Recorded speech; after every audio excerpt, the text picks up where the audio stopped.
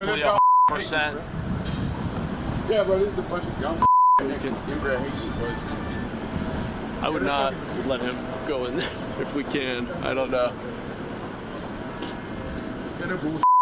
You want to say something stupid? Drop the N-word, just slap him in the face. So I'm doing an interview, sir. Are you doing an interview? Yeah. The mayor of San Jose giving an interview, and suddenly one of his constituents, a thug on the street, attacks him. All right, the scene out of San Jose, California is unreal. Gavin Newsom's California continues to be out of control. From the chronic homelessness to the garbage strewn on the city streets, district attorneys who are letting criminals walk through. Did you see that the mayor of Los Angeles' home was burgled while she was in the house? It's completely out of control. And now we have the latest example of it with an unbelievable video. Wait till you see this. This man right here is the mayor of San Jose, California. He is giving an interview on the sidewalk to a local news team. And well, watch what happens. 100%. Yeah, bro, this is a bunch of young making inbred hate, but I would not let him go in there if we can. I don't know. you want to say something stupid? Drop the N-word, just slap him in the face. So I'm doing an interview, sir. Are you doing an interview? Yeah. Oh yeah, I'm moving on. I work right there. I'm talking on the phone. You got a problem? Yeah, we're trying to do it. Okay, cool. I appreciate you, Mike. Yeah, Shemai. Yeah. I'm gonna go do what gonna do right before you walk up. You know what I'm saying? Either way it goes. First off, hold up. What? No, bro. Hold up. No. Let go. Hold on a second. Let go. I will smack you right now, bitch. I will smack you. You want to get smacked?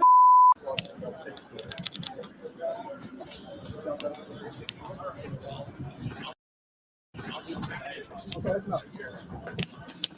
Hey!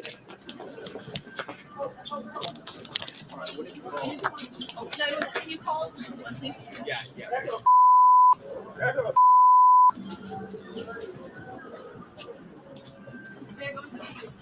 up.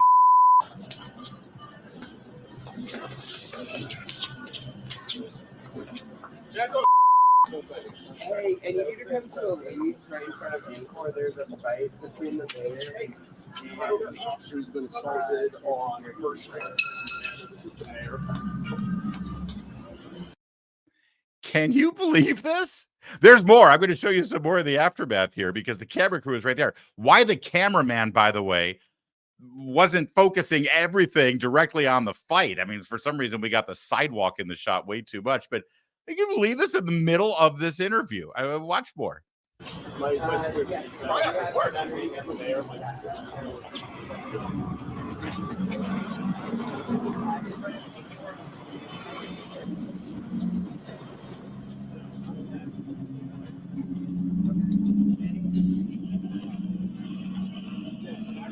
You can see. You see in the distance, the fight is still going on. These two are like doing an MMA thing without the cage.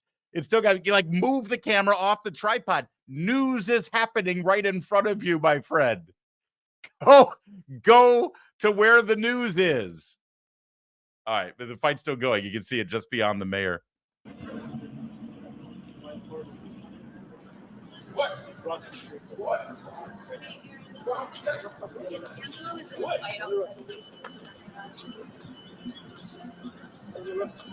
Okay. Not at the moment, but as the mayor and There's no patrol.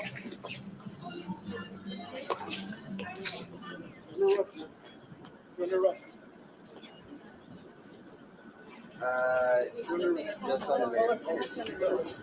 Mayor's not there right now. I'm getting a bit of the interview. Living space. 96 But as we're First interviewing Street. something, I came up to attack this security personnel. So I was thinking of interviewing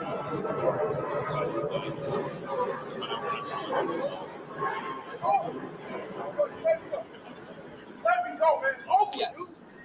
Oh, just let me go. Right. Yeah.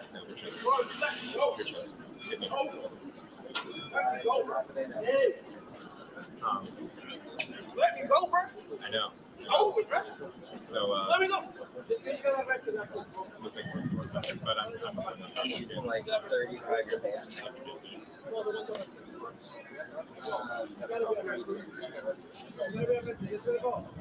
All right. So eventually they broke up. And I love the standoff too. It's like jujitsu, right? Up on your feet on the sidewalk there. I don't know what kind of security detail, if any, the mayor of San Jose usually gets, though. But that didn't seem like your typical preventative measures in a situation like this. Let me give you some details here. I'm reading from the San Francisco Standard, who has a write-up here by George Kelly. Man was arrested on suspicion of assault after an altercation involving San Jose Mayor Matt Mahan. By the way, let me pause just to remind everybody as you hear this story described to you and the situation on the ground in San Jose and in most parts of California. One-party rule in this state, okay? You get that, right?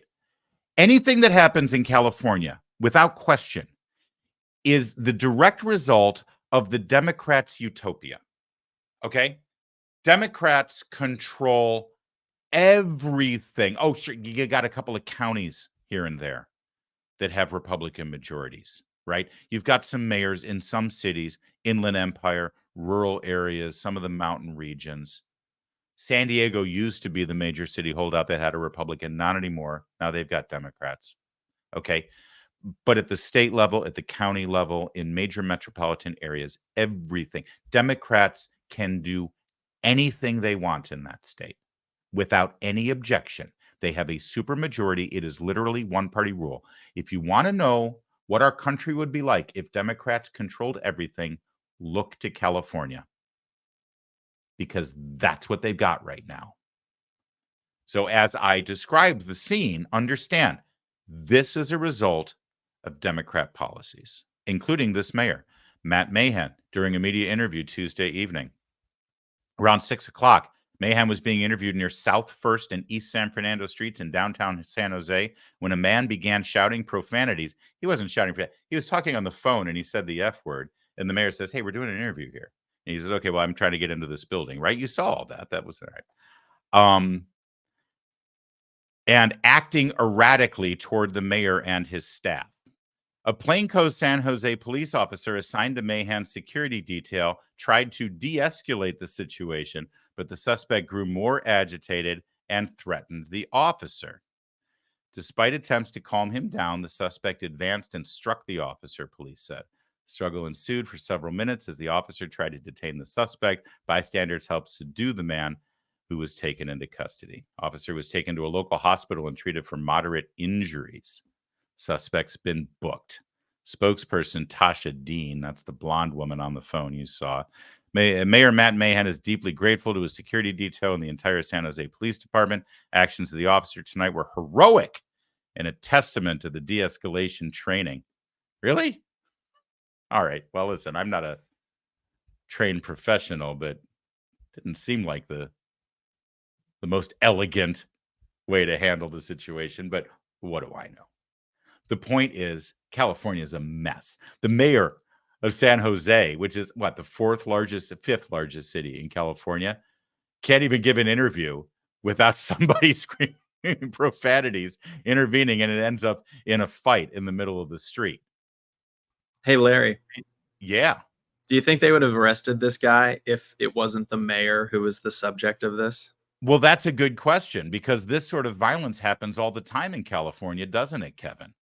And there's two factors here that led to his arrest. Number one, it was the mayor he was messing with. And number two, it was caught on camera, right? But how many times does this happen where you call 911 and what do the cops say? Well, we got a lot going on right now. Don't know if we can get there in time. Not all of us have a plainclothes police officer giving us 24/7 security like the mayor does. And that's why people are leaving California on a regular basis, or at least one of the reasons why. As I mentioned, Mayor of San Jose can't make it through an interview without a fight breaking out. Mayor of Los Angeles goes home, and while she's in her home, someone breaks in to try to steal stuff out of the home. Oh, and by the way, the district attorney of Los Angeles County, they're holding that suspect on a $100,000 bail. But someone breaks into your home, and you not having the benefit of being the mayor of Los Angeles, I assure you, George Gascon, the district attorney in Los Angeles, sends out that suspect on cashless bail because, you know, criminal justice reform, systemic racism, don't you know? But if you're lucky enough to be the mayor of Los Angeles, that's what you get. Listen, we've seen videos over and over and over again of these gangs of criminals with garbage bags plowing into a Lord and Taylor or a Coach leather store and just stripping everything off the shelves all at once, filling up the garbage bags and leaving. And nothing happens to them because this is the climate that California has created. Did you know that it's a misdemeanor in California if you steal anything under $1,000? It's state law now that they cannot charge you with a felony if what you have stolen is under $1,000. So believe it or not, crooks are not stupid. So they go in and they steal $900 worth of stuff. You're a store owner. You call the cops say, what did he steal? And they said, well, he stole about $800. Yeah, you know what? We'll get to it eventually, but you know, it's not a felony. We're not going to bust our ass to try to find this guy. Even if we do arrest him, he's not going to get prosecuted. And even if he is prosecuted, it's just a misdemeanor. So shockingly, when you've got that kind of law and order and criminal justice set up in a state, the criminals end up breaking the law and getting away with it.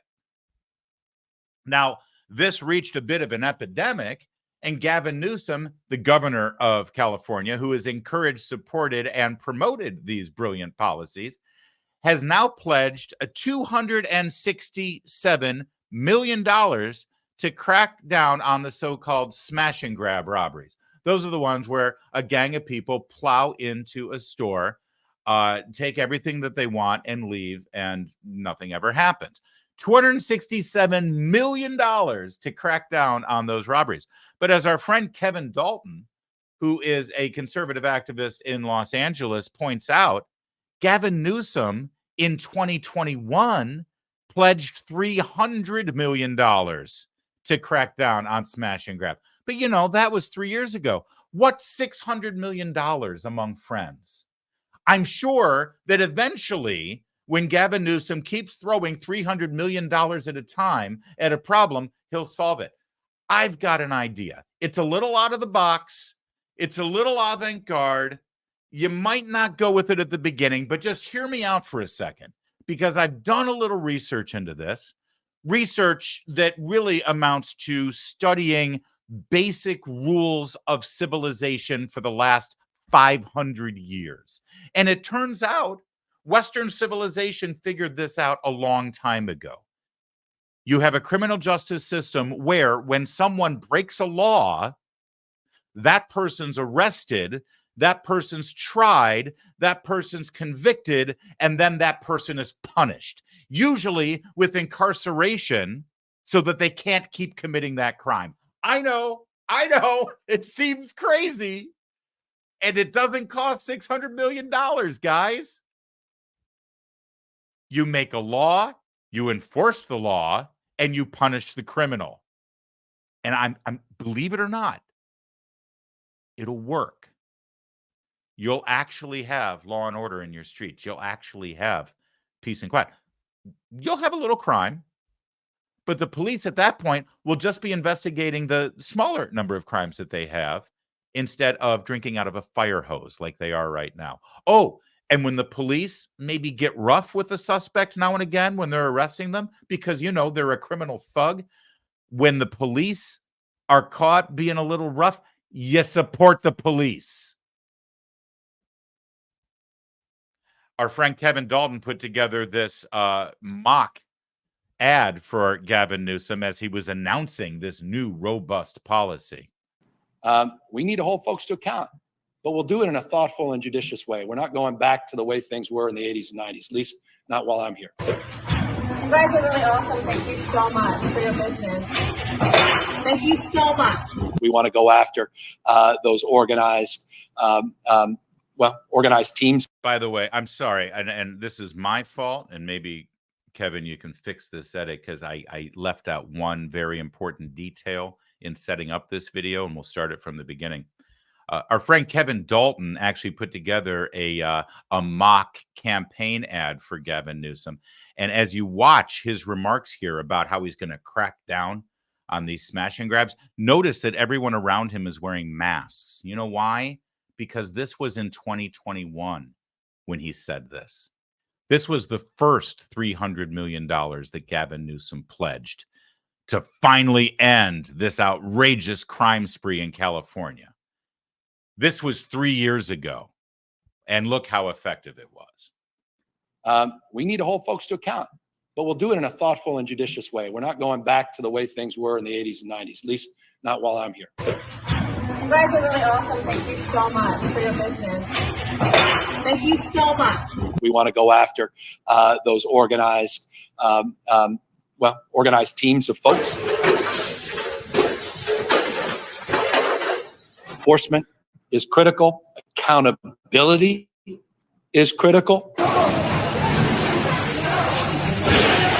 And let me just make this point. There's no free ride. You can't smash a window.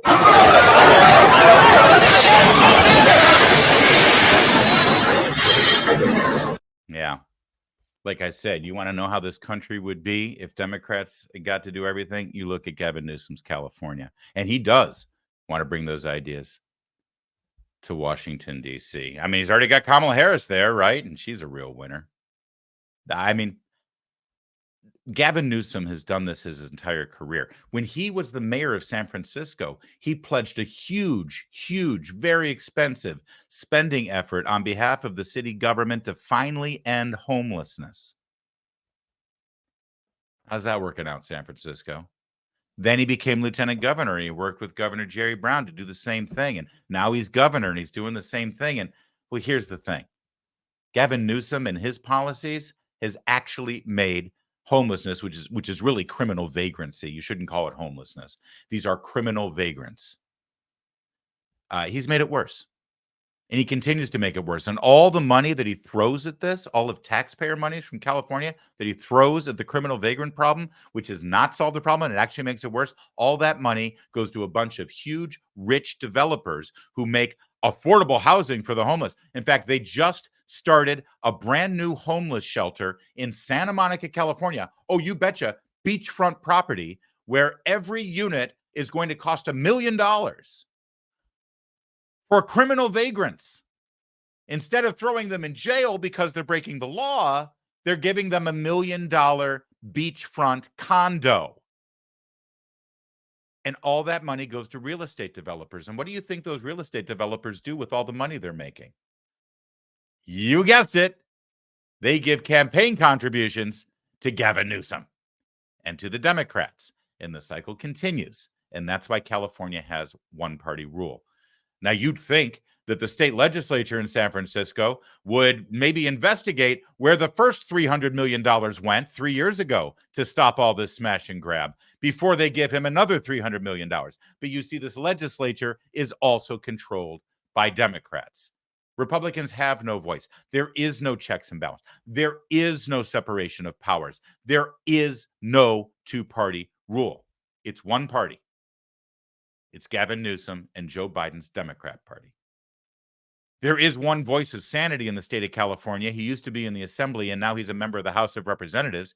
He's Kevin Kiley, and he actually just argued this week in the Supreme Court to stop this outrageous homeless empowerment that's going on right now, where the belief of people like Gavin Newsom is that individuals have a constitutional right to live on the street, to defecate on the street, to urinate on the street, to fornicate on the street. There's no constitutional right to this. And local governments, county governments, and state governments can make it illegal for all of that behavior. Kevin Kiley argued that before the Supreme Court, and here's what he had to say on a local station in California. which has had these rulings that are really out of step with the rest of the country, that have tied the hands of local officials and made it virtually impossible for them to regulate the growth of homeless encampments and even, regulate where they can be. So that's why we see them all over in our parks, on our sidewalks, in front of businesses, near schools. Kiley says the High Court can once again give communities the ability to regulate homeless encampments in what he says is a common sense way. And Sacramento County District Attorney Ten Ho and California Lieutenant Governor Lenny Kounalakis also attending today's arguments in D.C. The Lieutenant Governor writing on X after the hearing, saying in part, quote, while California has been tackling the root causes of our homelessness crisis, it's critical that states and cities also have tools to keep our communities safe and to get people the services they need to get out of tent encampments and into safer places to live. Yeah, they've been tackling the root causes. Please. They think the root cause is affordable housing. These people who are living on the sidewalks in a tent or in a cardboard box, who appear to be strung out on drugs and are sleeping in their own filth, if only apartments and houses were cheaper, they'd be living in an apartment in our house. Do you really believe that?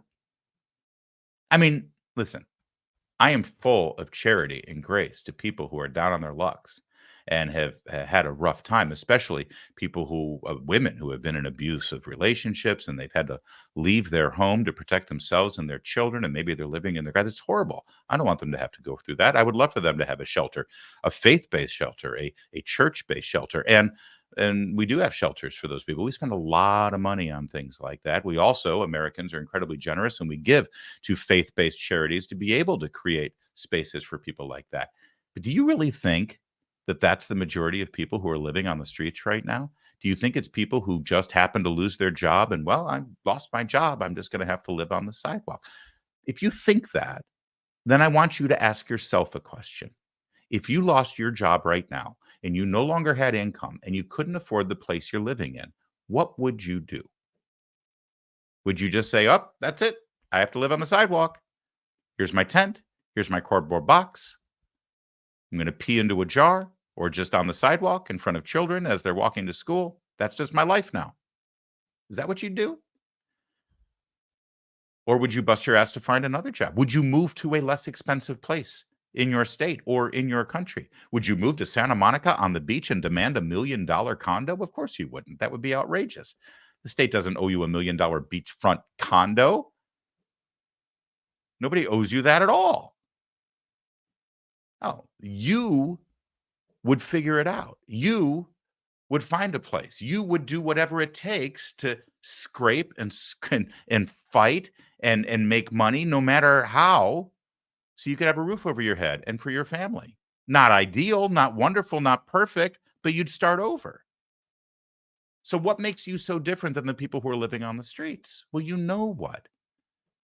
There are the root causes of homelessness. There are 3 root causes: mental illness, addiction, and criminal behavior. And in California, they're doing nothing about any of them. In fact, they're creating more of all 3. I just want to remind you, Gavin Newsom wants to be president of the United States. Kamala Harris wants to be president of the United States. And half of Joe Biden's cabinet, from Alejandro Mayorkas to Xavier Becerra and on and on and on, all came from California. You want to know what the Democratic Party would do to this country?